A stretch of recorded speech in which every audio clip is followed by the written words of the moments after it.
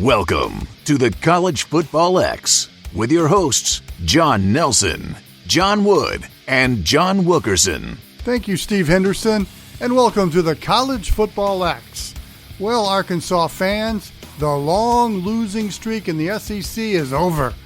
The Razorback defense got a pick six early in the game, and quarterback Felipe Franks used his arm for a pair of touchdown passes as Arkansas ended their 20-game losing streak in conference, defeating Mississippi State 21-14. Here's some audio highlights from Chuck Barrett from Learfield IMG College. Costello going to throw on second down. Has time underneath. Intercepted. That's Brooks at the 35 to midfield. He's got a chance to go to the 30, to the 20, to the 10. Touchdown, Arkansas!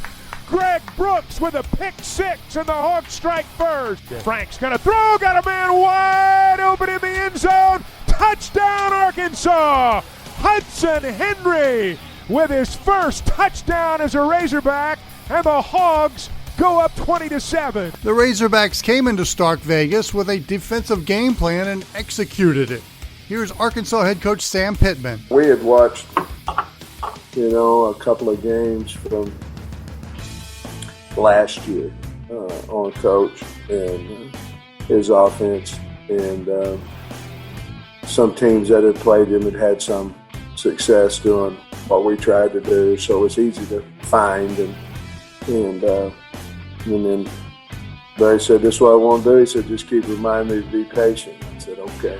And all week, the kids believed that we could rally around the ball and make tackles, and for the most part, that's exactly what we did. So, a little bit, it's a copycat league and copycat world a little bit, but we copied some teams that had played them that had success, used some things from them, and then certainly had our own input as well. This is the third time Arkansas's defensive coordinator Barry Odom had faced a Mike Leach offense.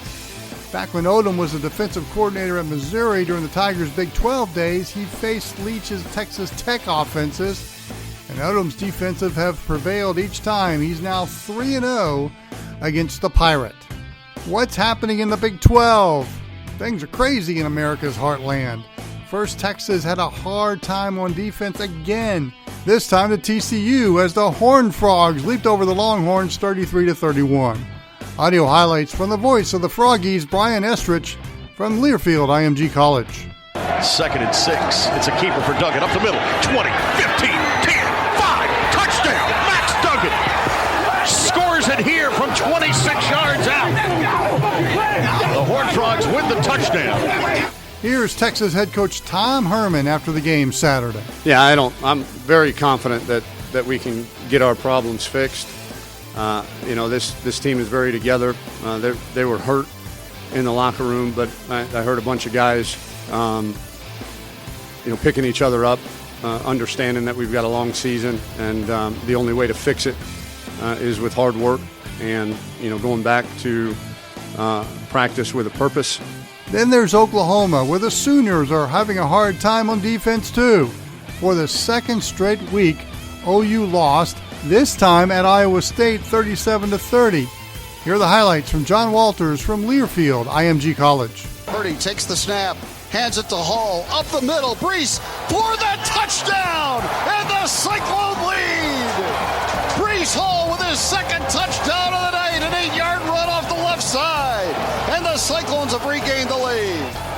And this whole thing about Brocktober is no myth. It's the real deal. The Cyclones now 11-1 in October since 2017, and they have defeated Oklahoma in Ames for the first time since right after JFK was elected and before I was born. That's right. It's been 60 years since Iowa State had prevailed over Oklahoma at home. Cyclone head coach Matt Campbell praised the senior class. So much is not being talked about with our senior class. Again, I just forgot to remind everybody, you're talking 16 seniors, and the bulk of that senior class came to Iowa State when Iowa State was, the laughingstock of college football. I mean, Chase Allen, Jaquan Bailey, these guys came to Iowa State when we were 3-9. year one and, a couple consecutive years of, that vision of what was going on. And, really what we sold was a vision of hope.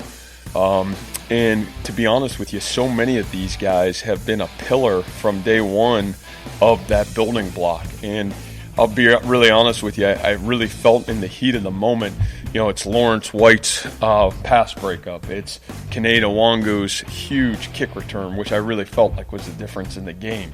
It's Dylan Sainer throwing a ball to Chase Allen. It's the blocking of those guys, those tight ends in the perimeter.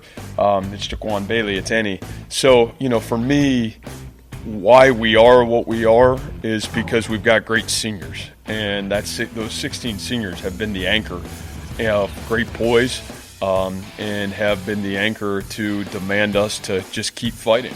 So we've looked back, and now let's look ahead as we preview Clemson, Miami, and Auburn, Tennessee. Jon Nelson and I have that when we come back. The OSG Sports app is up and running on your Android or iPhone.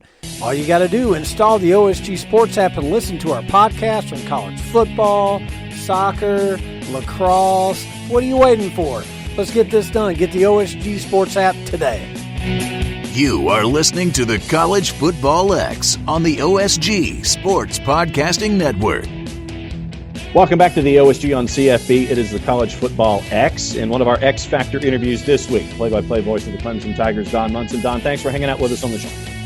Absolutely. Appreciate you having me on. All right. So, as someone who, full disclosure, I have covered Trevor Lawrence since his time at Cartersville High School, knew the whole thing about the hair having its own Twitter account, all those kinds of things. What's it been like for you to see T-Law grow into the quarterback that he is? Well, I guess first and foremost, let's start before Trevor. Obviously, we enjoyed the presence of one Deshaun Watson that was here prior to Trevor. So I think I had, from my experience, I gotten, at least experience with Deshaun and what it was like with Deshaun at quarterback.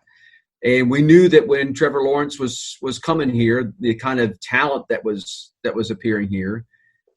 Then to see what happened his freshman year, to overtake Kelly Bryant, to see Bryant lead the program, Trevor's first start, he's going along midway through the second quarter against Syracuse. He gets hurt, gets knocked out, and then you're thinking, okay, how long is this going to be?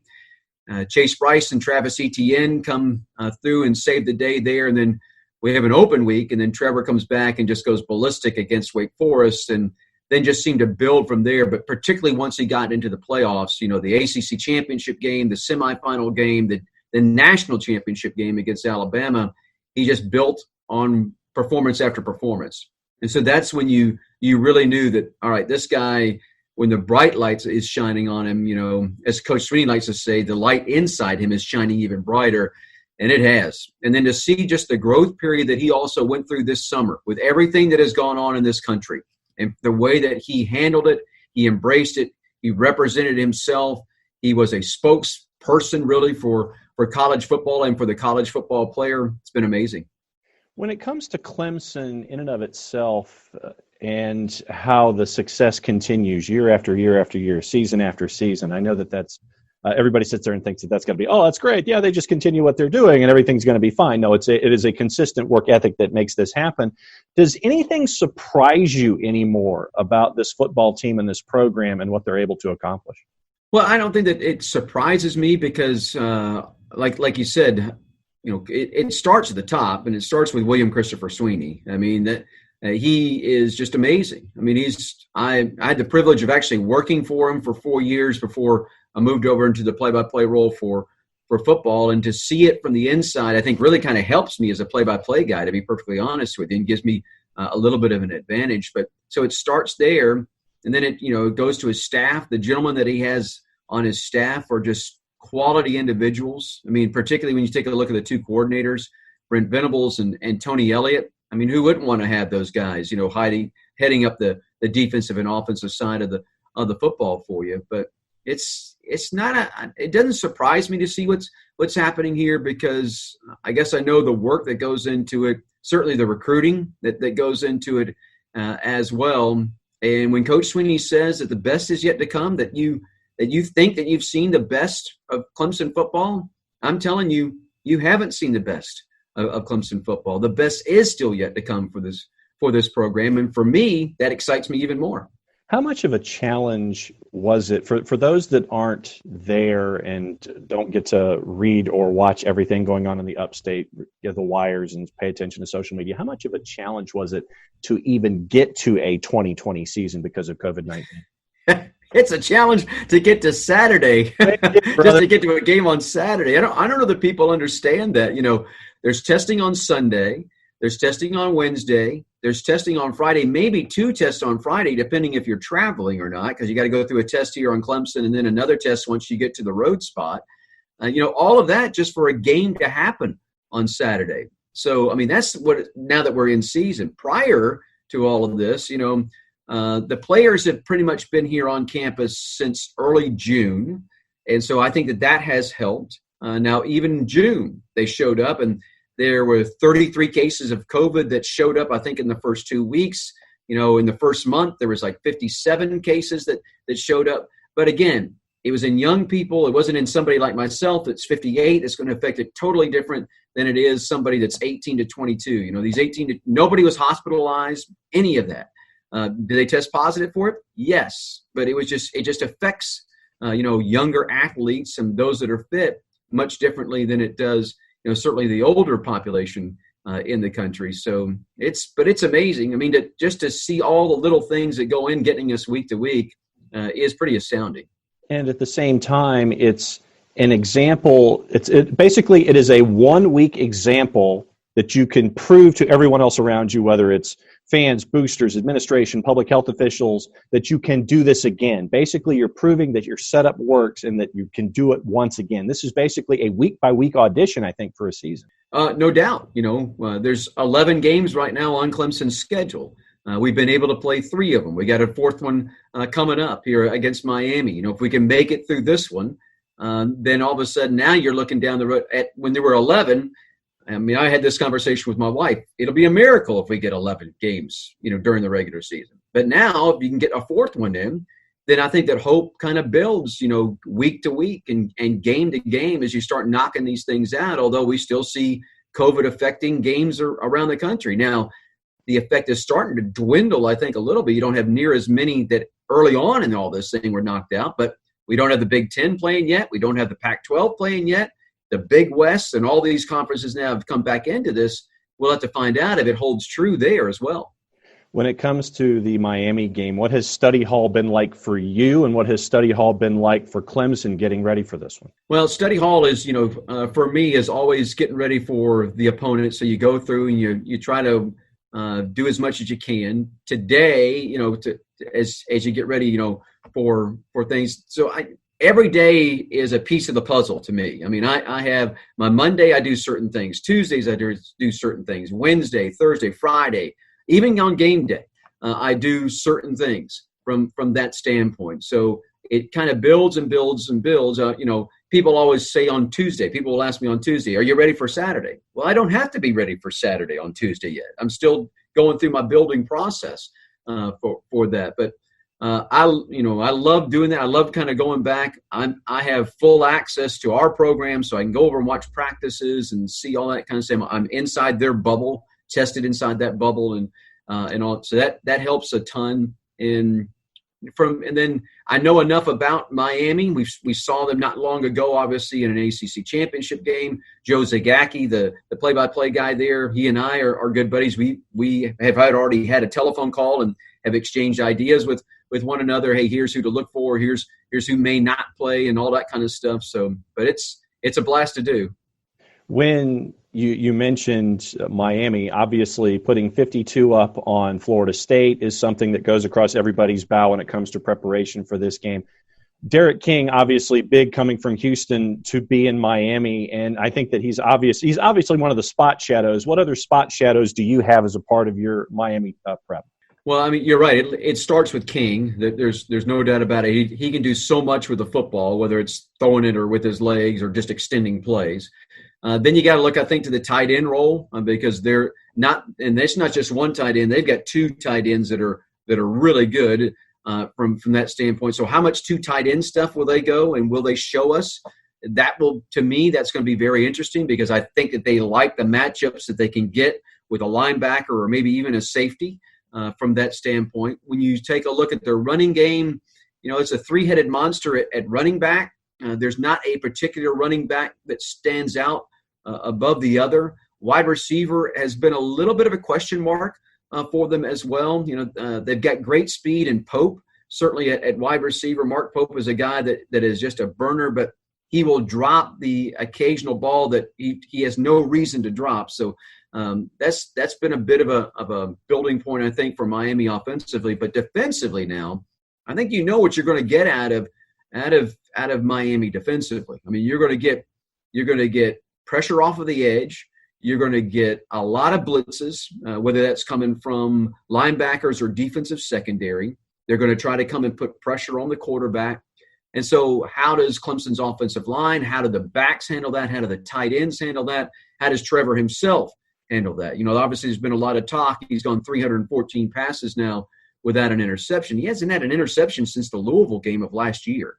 And so, but at some point in time, it's going to happen.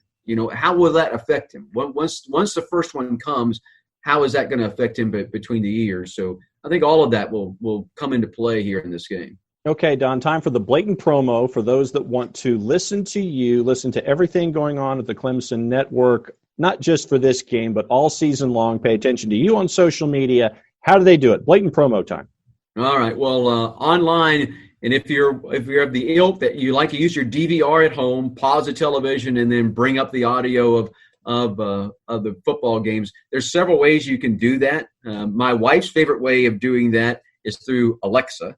You just ask for the Clemson radio broadcast, and usually it comes up.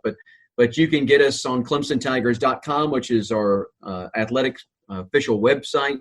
You can get it. You can find the game on TuneIn. You can find it on all the various apps that are out there. It's not very hard at all to find the stream in and of itself from that standpoint. And then as far as other social media stuff, if you want to follow me, I'm on Twitter at WDonaldMunson. That is my Twitter handle.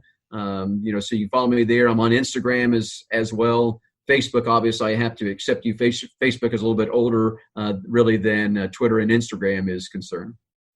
Well, once again, Don, thanks for coming on with us for a big week for the Clemson program there and in the ACC going up against the Miami Hurricanes. Have a great broadcast. May the call be fantastic. May it all stick to the discs for all of us to listen going forward. Thanks for being a part of the OSG on CFB and being one of the X Factors this week.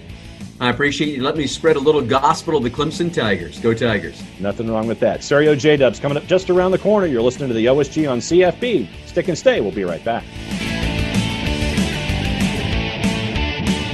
The online sports guys would love to hear from you. Go to our Twitter page at OSG Sports for a comment, rant, or just whatever is on your mind about college football. Now, back to the College Football X.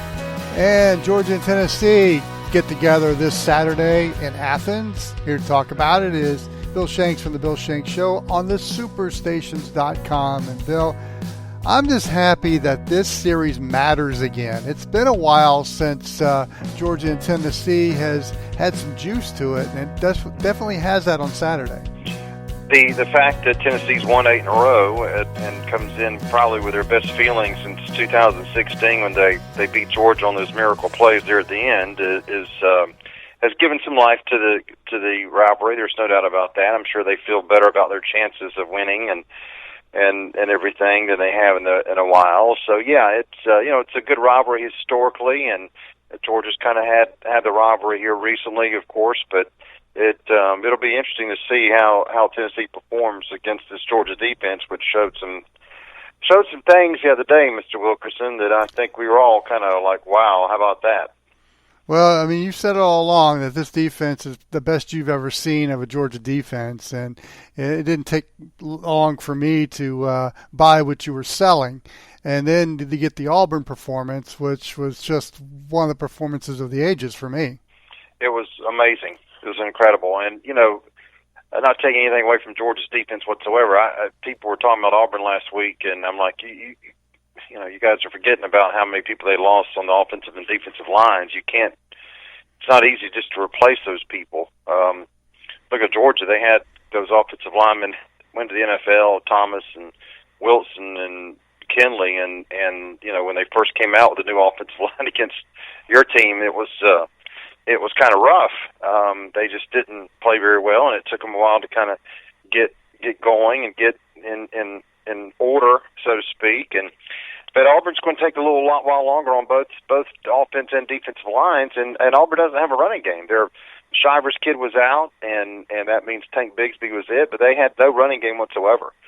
So that means Georgia could just pressure Bo Nix all day long, and poor Bo was running for his life. So, yeah, I mean, I in a way I wasn't shocked, John, because I've been saying last week about how good this Georgia defense was, and I didn't see anything for all. I mean, Seth Williams is really good, but Georgia kept him to 3 catches for like 39 yards or something. So it was that's how they were able to do it, put pressure on Bo Nix and make the life miserable for him.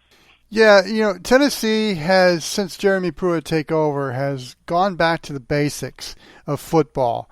Line play, dominating the line play, and the running game. Eric Gray had a great game against Mizzou on Saturday, and that formula has seemed to work for the Vols. Well, it has, and I'm anxious to see the Gray kid. He and Ty Chandler are a pretty decent little running back duo there for sure. Not little, but I mean they're a pretty good duo for Tennessee, and we all know the discussion about their offensive line. Look, this will be a good test for Georgia. I don't know what Tennessee's got defensively, but I think we all know that Tennessee's offensive line is really good. Just ask them. I mean, that's what they tout, and rightfully so, with Trey Smith, and now Cade Mays able to jump in there, and obviously they've recruited much better on the line of scrimmage since Jeremy took over, which is no big surprise. I mean, any disciple from Nick is going to do that, like Kirby Smart's done in Athens.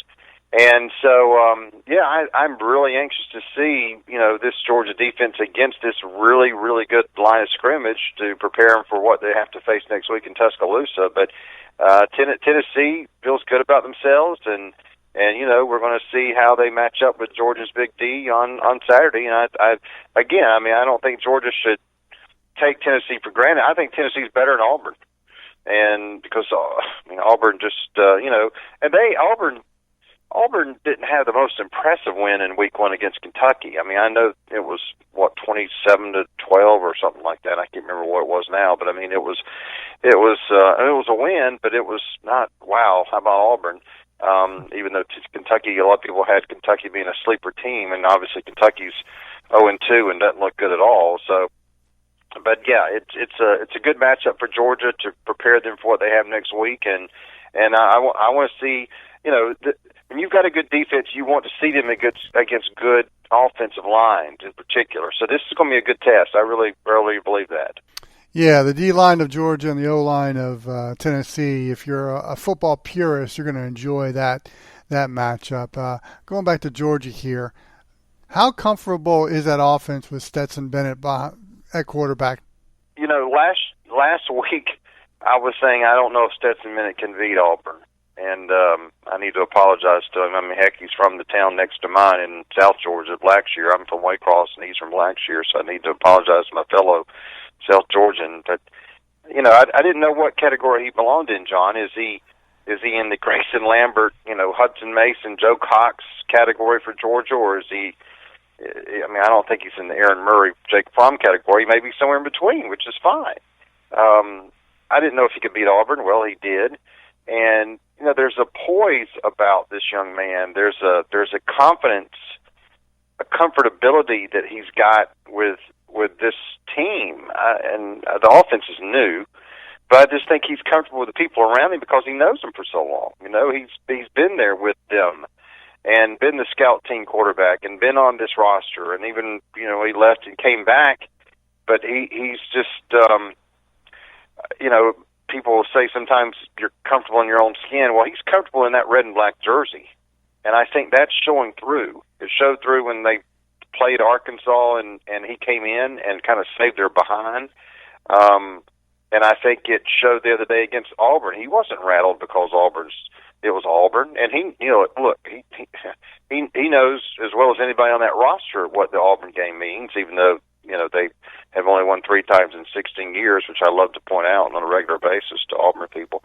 But he's just comfortable, and I think you also take a look back at last year, John, when people griped and hollered about Georgia's offense, and rightfully so, because it was not the crispest thing in the world. And there were theories about who was to blame for that. Was it Jake Fromm? Was it the receivers? Was it the offensive line? Was it James Coley, who got fired, so I guess he got blamed to a certain extent? Was it Nancy Pelosi, Donald Trump? I mean, who was at fault for the offense to not be this juggernaut that I guess many people thought they would have? And I think we didn't see that the other night. I mean, they scored 27 points. The game was 24-3 at halftime. It was over at halftime. We could have left. And I had someone on my show on Monday call and complain that they didn't finish the job, and I kind of went off on him because I'm like, you got to be kidding me. So they scored 3 points in the second half, and they actually had a touchdown and dropped it, which could have made it 34-6. And he was like, well, I don't know if that's going to help us against Alabama. I'm like, how did winning against Auburn by 3 touchdowns is going to have anything to do with against Alabama? I mean, so people just be weird. But I mean, 27-6. We had nobody predict that score last week. We had a lot of. I mean, I said 31-13. We had 24-17. That was mainly what it was. Georgia somewhere in the mid-20s. So they went a little above that, but most people had Auburn scored, 17 points or so. Well, they scored 6. Don't complain about that. But I think the offense did fine. I think they did some more things up the middle, John, that people were wondering about last year that did not happen, that was really good. And I'll tell you this, that I think every Georgia opponent's going to have to worry about, is last year they had to develop the receivers. George Pickens became obviously a very big player, had 700-some-odd yards, and I think he's considered talent-wise the best they've had since A.J. Green.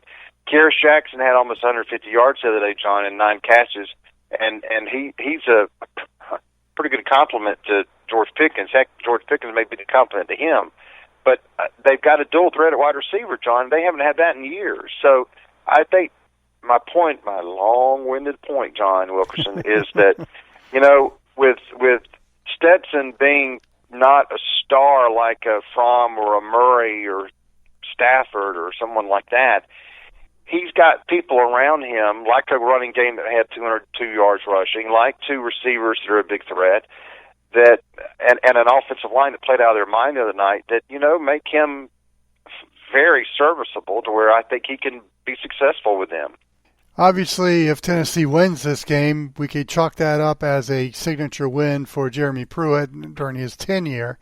And that very well could happen. But I got to like Georgia in this one because there's just too many offensive weapons at Stetson Bennett's disposal. You mentioned the receiving corps, how good it is. Georgia has got how many running backs in their stable? 600 or whatever that are 5 or 4-star. There's just way too many offensive weapons there for Tennessee's defense to account for.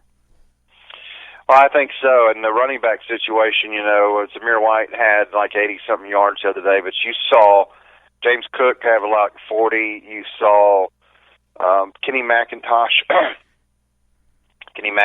and Kendall Milton have some yards. The other kid from Colquitt County, I can't remember his name now, John. He had like 7 carries for 37 yards. He did very well also. I mean, yeah, they got 5 guys. They've got 5 legit running backs, and Kendall Milton's a 5-star from California who nobody had heard about much in the preseason in the camp, and all of a sudden, boom, he's just come out the other day and like, don't forget about me, and he's a formidable player. So, is this Chubb and Michelle? Well, maybe not, but I mean, I think this is a very productive. And look, John, as long as the offensive line plays you obviously being an Arkansas guy saw how the offensive line for Georgia struggled in the first half against the Razorbacks. Mm-hmm. They were better in the second half. They actually juggled some people around. John, the other day, I mean, the interior of that line was off the charts. I mean, Ben Cleveland, we go from Ben Cleveland on Thursday and Friday, people saying, what the heck's wrong with Ben Cleveland? Why has he not been consistent? Why does he just disappear? Where is he? Because Ben Cleveland was a kid out of Stevens County 5-6 years ago who people were talking about as Tony Manrich-like, and I'm talking about in the good way, like just a mauler, not a steroid head, but just a mauler. And he's never really been consistently good. We've seen flashes, and we didn't see very much in that first game. But he was SEC Offensive Lineman of the Week. Trey Hill from my area in Warner Robins, Georgia, he was talked about as well. He's better at guard. He had a horrible day at center. He didn't snap the ball well. Boom, boom, boom. He's going to be a guard in the NFL. And the other day, he was unbelievable. Justin Schaefer, unbelievable at left guard. So, I mean, the interior of that line opened up some holes to where those guys, the running backs, were just off the charts good.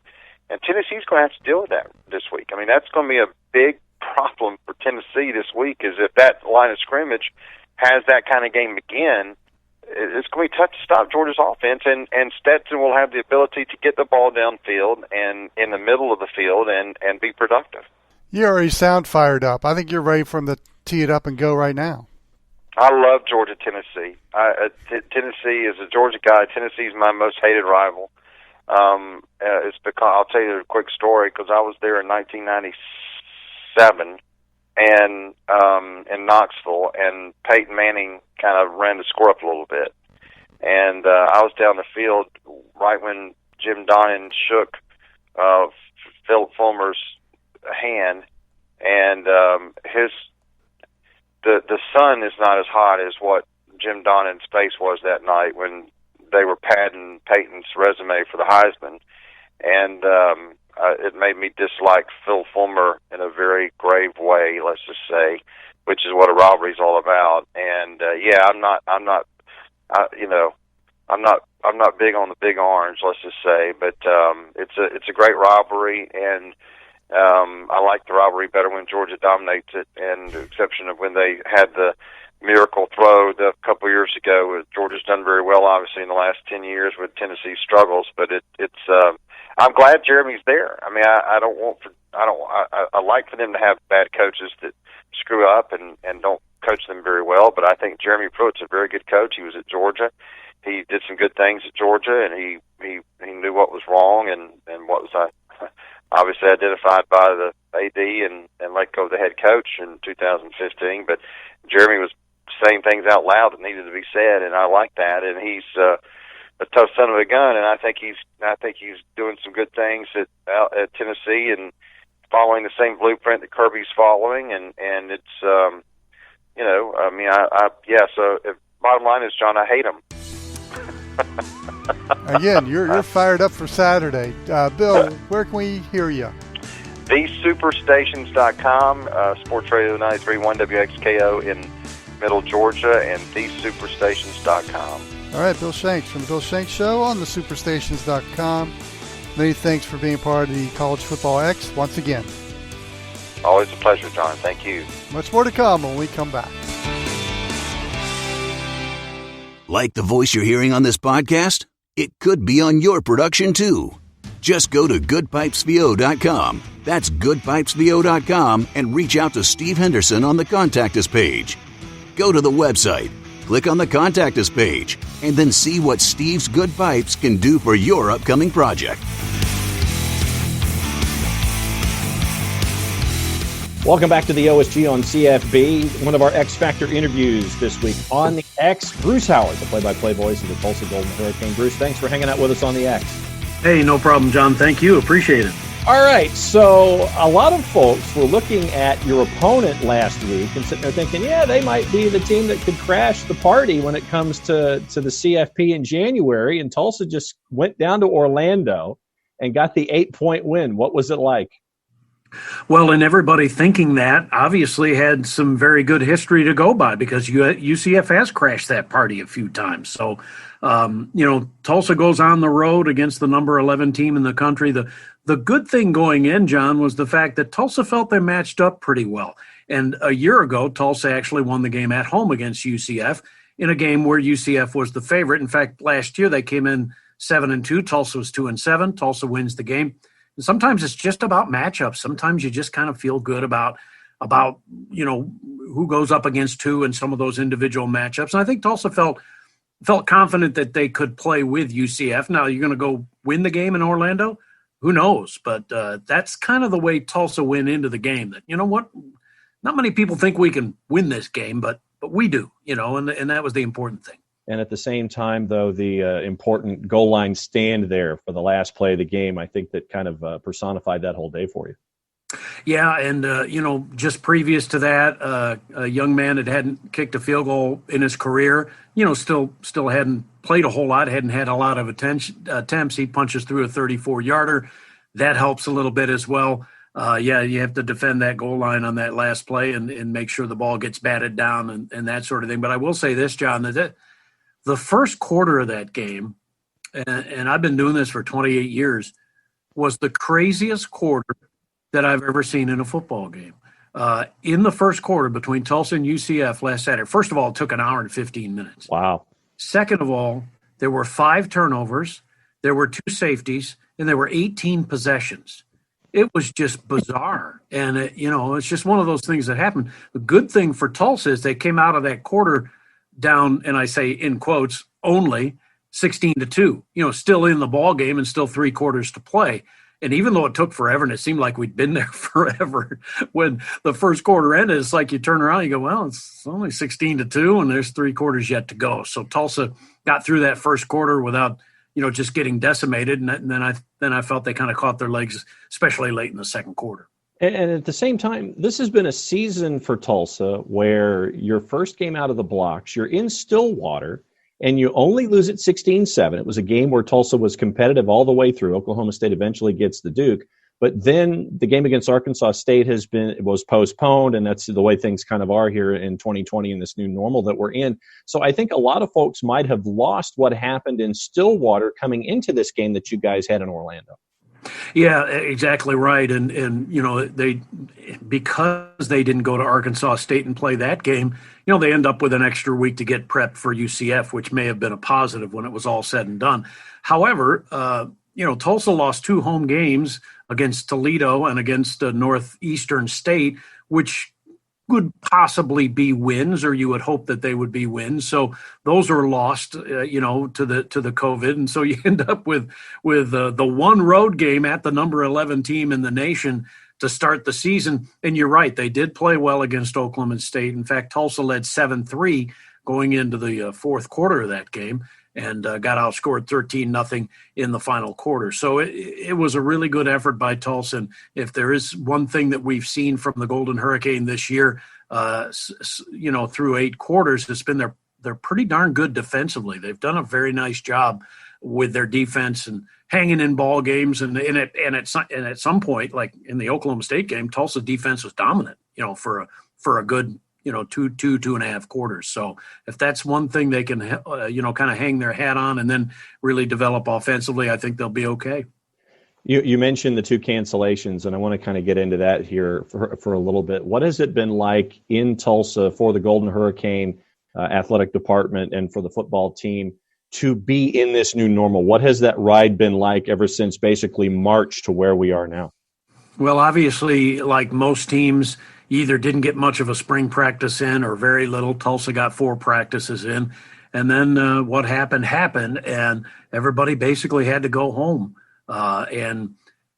You had everything from guys that could maybe get to a place to work out to guys putting water in, paint cans and lifting those up and lifting their brothers up and, all sorts of crazy. And I'm sure you've seen them, all sorts of crazy different ways that guys stayed in shape, especially when they couldn't get to a workout place. And, and so that happens, and that happened, and it happened to everybody. But then when the fall came and Tulsa started getting ready, they actually had a 9 or 10 day pause because of COVID.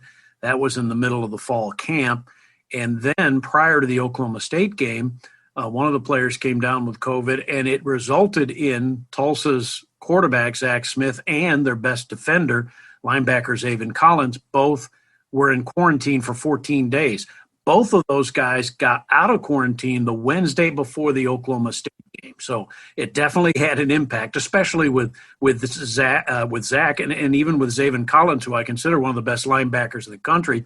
He was dominant in that game against Oklahoma State, and he just ran out of gas and had to go in for IVs and never came out after midway through the third quarter. It's one reason why OSU actually came from behind in that game. But those are the sorts of things that go on. And it's not just indigenous to Tulsa and TU and in our campus. It's going on all across the country. You're just battling with it, and you're learning as much as you can as you go along. You're doing all you can with the protocols. You're wiping down counters. I mean, even, when you talk about our world, the press box, you have all sorts of different protocols. How many pieces of plexiglass do we put in the visiting radio booth? How many do we put in the home radio booth? How do we wipe it down? How do we travel? Each team has to decide how they travel. I have fellow broadcasters that say, hey, team not going to let us get on the plane at all. So we got to find our way to wherever to do the game. Or some of them are doing them on screens. We've been lucky enough that our university or at least the football program has allowed us to have a couple of guys get on the team plane, and that's what we did in Orlando. We didn't have our full crew for radio, but we had enough to do a broadcast from on site, and that's what every broadcaster would tell you. You really want to be on site, for the game. So, to me, John, from everything from what we do all the way down to the last scrap of equipment that has to be put on an 18-wheeler, the administrative outlay is just enormous. I mean, to me, it's enough of a logistical nightmare just to get, in normal times, just to get a team from point A to point B. Now put all the COVID stuff on top of that and all of the protocols. It's almost remarkable that any games are played at all, when you think about it. And it's a credit to all of the people that have adapted, and certainly all the medical people that have adapted and done all the things they've had to do to get us to this point. Bruce Howard, play-by-play voice of the Tulsa Golden Hurricane, hanging out with us for another couple of minutes here on the OSG on CFB. One of our X factors for the week. You mentioned what it's like calling a game. What is it like calling a game when it's not full stands or, percentages and things like that? How eerie is it? Well, you hope you get as much ambient noise as possible. And if you're lucky enough to get an ESPN natural sound feed, what we call a nat sound feed, you can at least get some of the stuff that's going on down on the field. So that helps a little bit. But yeah, it is kind of a weird feeling. A few years ago, we played Tulane post-Katrina. That was 2005. Now, Tulane obviously couldn't play at home during that entire season, and they were a vagabond team. We ended up playing Tulane in Monroe, Louisiana that season in 2005. So that's the closest thing I can recall to what we've experienced this year was, it was about 100 people in the stands, and that was about it. But, the players, in talking to the players and the coaching staffs, they've pretty much said, what, once the bullets fly, once the kickoff, it just kind of becomes a game. They're not nearly as affected by the crowd as you would have thought in terms of the actual intense competition. I think that's pretty normal. Now, there are some things that I think that do happen and have happened, and that's all of the false starts, all of the situations with penalties. Some of those have occurred because there's not crowd noise. A lot of teams go on silent counts, and so they probably have fewer penalties. Other times you have a situation where I think this has happened. Defenders are simulating the snap count, and because, they have their head down, their hand on the ground, you can't tell that they're trying to simulate the snap count. So I think what's happening a lot, because there's no crowd noise to drown it out, you're getting a lot of defenders simulating snap counts, and you're getting offensive linemen jumping, wide receivers jumping. UCF was an example. They had 4 straight false starts against East Carolina in their game. They were first and 30 before they even snapped the ball once. So I think that's one thing that kind of goes on. The other part is the whistles that the officials have. I don't know if they've changed that or not, but they're like crickets rather than whistles. The electronic whistles have made a difference in the first couple of games for Tulsa. A little bit better in the second game, but it definitely had an impact in the Oklahoma State game. Now you got a little time off before next up Cincinnati is scheduled. Time for the blatant promo to finish the segment. For those that want to listen to anything and everything Tulsa, how do they do it? How do they follow along on social media? Hit me. Well, the best way probably is in the on the TuneIn app. You can listen to all the Tulsa games on the TuneIn app. TulsaHurricane.com is our website. We have an Eye of the Hurricane podcast, which is something that people can tune into. So all sorts of way to get involved with Golden Hurricane content. And we know there are fans throughout the country that are TU graduates, and so we urge them to do exactly that. I will say this. Tulsa took on number 11 OSU. They took on number 11 UCF. And guess where Cincinnati is ranked? Number 11. Number 11. So if 11 is lucky, like in Las Vegas, we'll keep taking that. But who knows? By the time the 17th comes around with this bye week, they may not be 11. Who knows? But I guess we'll take it. And it tells you a little bit, John, how tough the schedule has been for Tulsa. You aren't kidding. Bruce, it's always good to catch up with you. Thanks for pulling back the curtain on a big win for Tulsa and so far a solid season for the Golden Hurricane. Thanks for being a part of the OSG on CF and being one of our X Factors this week. Thanks, John. Appreciate it. When we come back, Stereo J-Dub's coming up just around the corner. You're listening to The X. We'll be back in 2 and 2. The OSG Sports app is up and running on your Android or iPhone. Install the OSG Sports app and listen to our podcast from college football, soccer, and lacrosse. What are you waiting for? Get the OSG Sports app today. One played major college football. The other just thought about playing. It's the Stereo J-Dubs with John Wood and John Wilkerson. All right, J-Dub. When was the last time OU and Texas didn't mean much? It's been a long time. It's been a long time down there. Now, everybody who knows, who listens to this podcast or our past podcasts, know my feeling about the OU-Texas rivalry. To me, it's the best one in college football. You've got I forget what is it called, the 28th parallel, where it's split down the middle between burnt orange and red. It's the Texas State Fair. You're in the Cotton Bowl, which is probably should have saw the Wrecking Ball a few years ago, but this rivalry kind of revives the old place. And but this year you've got an OU team that was much heralded and now has lost 2 in a row in conference. And Texas, well, neither one could stop anybody, but Texas can't stop anybody either. And they're relying on Sam Ehlinger way, way too much. And they're coming off a loss. Yeah, and boy, did we get that game wrong. I mean, I called Texas in that game against TCU, and I was like, yep, that goes down as a bad pick for the day. But the Golden Hat's one of the best trophies in all football. I love the Golden Hat.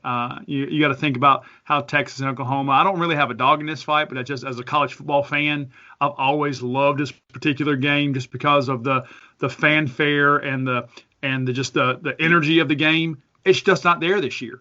I mean, Texas leads the all-time series, right? I think they've met 114, 115 times now since 1900. But now the only people who really care about it are Texas and Oklahoma fans. Outside of that part of the country, I mean, if you ask someone here in North Carolina about the Red River shootout, they'd be like, what's that? Right now it just doesn't mean much outside of college football purists and people who are fans of the teams. And I really think Sam Ehlinger last week, that was you brought that up a good point. They rely on him way too much. He was they've got to find a way to branch out that offense, give him some weapons on the ground. They got to run the ball. They got to run the ball against Oklahoma. Oklahoma is reeling right now. They don't have their mentality right. They don't have their identity right now. This is a game between two people who, Sam Ehlinger is the only proven entity right now between these two teams. It's going to be interesting to see what the Cotton Bowl is like in the era of COVID, because that's packed. Every seat is occupied, and there won't be. I'm just curious to see what the energy is going to be like in the Cotton Bowl for this game, and not only that, but just how that affects both teams, because both teams are really down right now. And if you think about a packed Cotton Bowl, I mean, I've been there when it's been absolutely packed, and it is you can't hear. The energy is just amazing. And with it being depleted of fans, are they letting 10%, 15% of fans in? I think what it is. Yeah. But yeah, it's going to be a problem, and you're not going to have that home field advantage, which you probably wouldn't have anyway. But I mean, it just changes the whole complexion of the game, and it really turns this in, John, to just another game. Which is kind of sad, because to me, this is a special rivalry. And so it's going to be interesting to see what the Cotton Bowl will be like next Saturday as OU and Texas play. But, John, there's some other big games.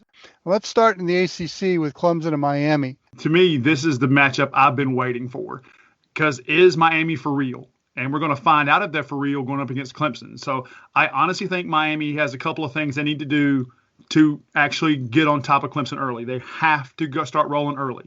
They have to get Derek King rolling. They have to get Cameron Harris rolling. They've got to get, Brevin Jordan. They got all these people running. They got to get that offense ahead of time first. They have to force turnovers. They have to win the takeaway battle against Clemson. If they can force a couple of turnovers from Trevor Lawrence or the running back Etienne, get a big stop here or there, that'll help them in the process. And it'll also, I think special teams will be big here as well, because the home field advantage, getting the yard line, the yardage advantage. That's going to be important as well. But Clemson has to get in Derek King's face. If Clemson can get to Derek King, if they can put pressure in his face, that's going to limit their versatility. Because if you turn Miami into a one-dimensional team, if you just put it on the back of Cameron Harris and take Derek King out of it, I'm not sure Miami can win this ballgame. If the ACC was still playing in divisions this year, it would be this would be kind of a special weekend, because not only get Clemson and Miami both playing, but you got Virginia Tech and North Carolina kind of as an undercard to the main event. Virginia Tech, I don't know how they're doing it. I mean, they've had 23 players out the last two games, and their depth issues. Obviously that's part of the deal, but they've been able to win some grinding ball games. And so this Tech team's a lot better than we all thought they were. And they're playing under some adverse conditions and prevailing. And they're taking on North Carolina that struggled a little bit last week. Of course, they didn't have that game against Charlotte. That was unexpected. But and whenever Tech and Carolina play, it's always a special game. And if you listen to Mac Brown's been talking a lot up here in North Carolina, talking about how Virginia Tech should be the real number 8 team, about how, you play 25, 26, 27 players down and you still scratch out 2 wins in Division I football. He said that shows you that they're a legitimate team. And I think, obviously Carolina, you have coach like Dean Smith and Mac Brown and Roy Williams, they're all masters of the understatement. And I think that's kind of like the Carolina way. I still would not put it past Carolina to dominate this game.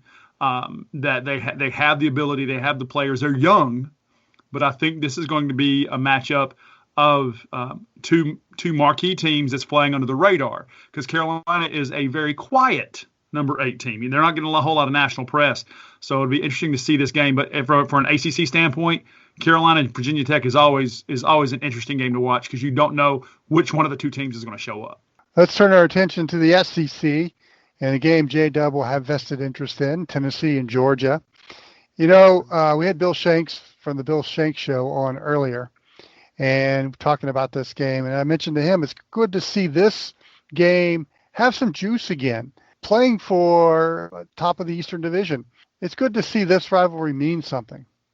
I agree, because it's been so long that, Tennessee, Georgia actually meant something. I mean, the last game that I really enjoyed was the Dobbs nail boot of the Hail Mary at the end of the game to win a couple of years ago with Joshua Dobbs.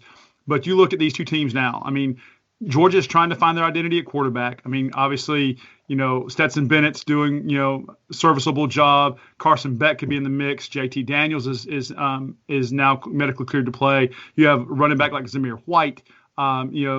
You almost think that they haven't lost a step in the running back field. DeAndre Swift left, Nick Chubb left, but Zamir White is stepping right in there.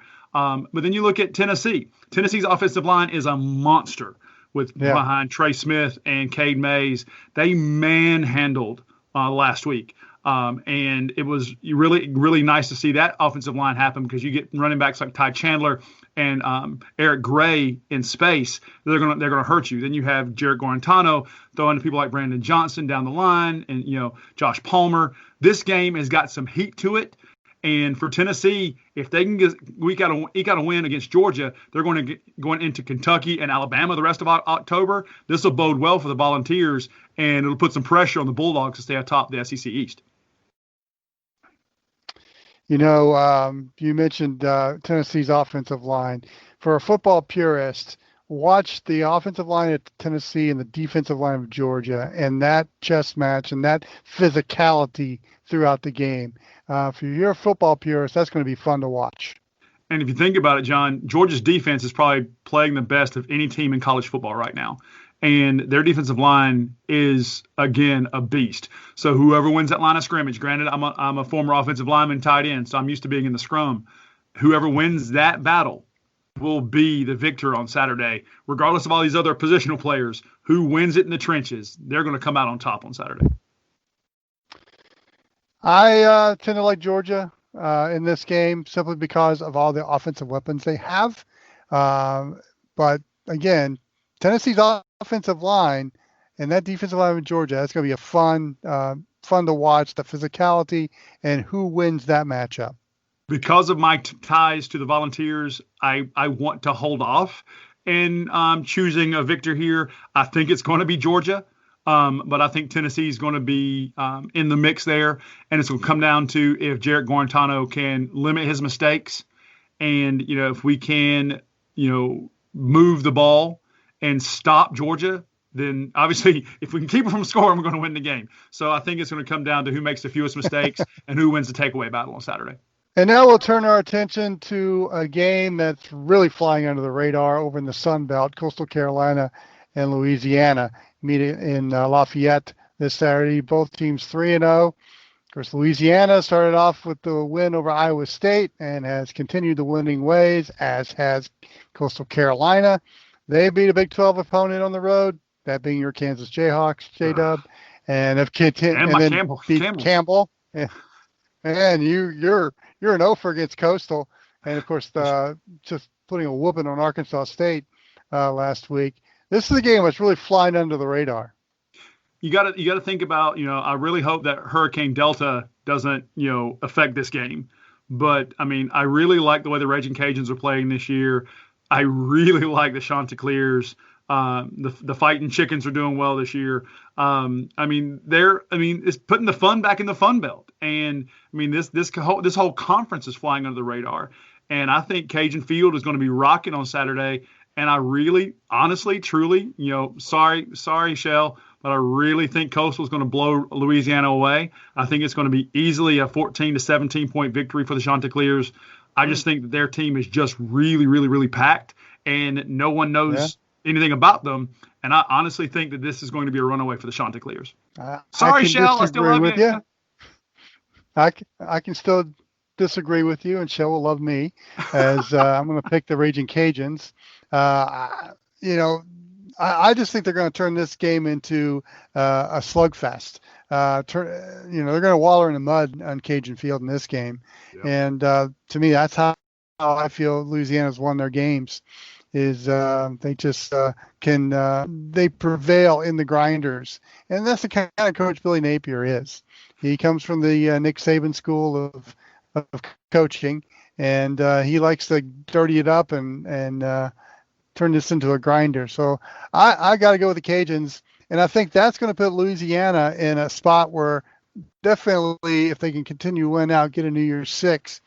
And the outside shot in this strange and wacky year of college football, 2020 is wacky as it is, and maybe a group of 16 or group of 5 team gets into the playoff, into the Final Four. I will say this, though, knowing Billy Napier the way I do, if conditions are bad, if conditions are messy, if conditions are, not perfect weather-wise, I think Louisiana wins it in the slugfest. If it comes down to ball control, grinding out on the ground, I think the Raging Cajuns have the edge. But if it's not if it's a game time to where these skill players from Coastal Carolina can get on the edge and make some space, I think with that might be where the edge is. But if it's weather related, I got to go Billy Napier. Any other games pique your interest, J-Dub? Really, I'm just in this situation where I'm focusing on Georgia, Tennessee. That's where all my interests are right now. I've not looked at who even Kansas is playing this weekend after we lost to Oklahoma State during homecoming. So I don't even know if we have a game next week or this week. But yeah, all of my focus really is on Tennessee, Georgia. I've been reading everything for Saturday Down South and reading what we're putting out on OSG Sports, and like my focus is on that. I really want us to beat Georgia, and because there are a couple teams in the SEC as a fan I really don't like going up against, and that's Alabama and Georgia. And if I can just get one of those 2 wins, that's our Super Bowl. How about you? I'll be paying attention to Arkansas and Auburn. And Auburn's beatable. I think the Hogs can get 2 in a row with Auburn. Yes, they are. Got to get some offense. Really think the defense is much improved, and Barry Odom should get some kind of Coach of the Year award, whether it's the Broyles Award or the National Coach of the Year award. He needs to get something to be recognized for what he's done with that Razorback defense. And but yes, Auburn is very beatable. Felipe Franks needs to make better decisions in space. When he gets out of the pocket, he's trying to do too much and tries to squeeze the ball in there. Auburn's going to make him pay if he tries to do too much. He needs to hold the ball, almost like a Bernie Kosar, don't turn the ball over, efficient offense. If he can make better decisions, Arkansas's got a real good chance. Yeah, and the Auburn 4-7 is still pretty good and pretty special. and me and Jon Nelson's lovely wife will not be speaking this week. We'll wait and talk after the game, and then we'll be cordial again. So we're glad you enjoyed the College Football X and the Serio J-Dub segment. We always invite you to drop us a line on our Twitter page at OSG Sports. Let us know how we're doing. If you have a rant or just have a comment, share it with us, and we'll read it on the air. And, of course, we have our Facebook page at OSG Sports, the musings of Phil Canner on theonlinesportsguys.com. And, of course, you can hear our podcast on our OSG Sports app on your Android or iPhone. And, of course, there's always yes, it's free. And, of course, you can catch our podcast on wherever you catch your podcast, whether it's Spreaker, Spotify, SoundCloud, Stitcher Radio, wherever you catch your podcast, just look for the OSG Sports and look for the College Football X. Any final thoughts, John? That's it. I'm really excited for this weekend. I still think SEC. I'm glad SEC football is back, and it now Tennessee football means something again. And I'm just having a great time. I'm just glad you guys checked us out on the podcast today, and just know that we're everywhere. So for Brother J-Dub, for Jon Nelson, I'm John Wilkerson. Enjoy the games this weekend. Thanks for listening to the College Football X. You can find this and past shows by downloading the OSG Sports app on your mobile device. And enjoy all of our shows from the OSG Sports Podcasting Network. The OSG Sports app is up and running. Download it today.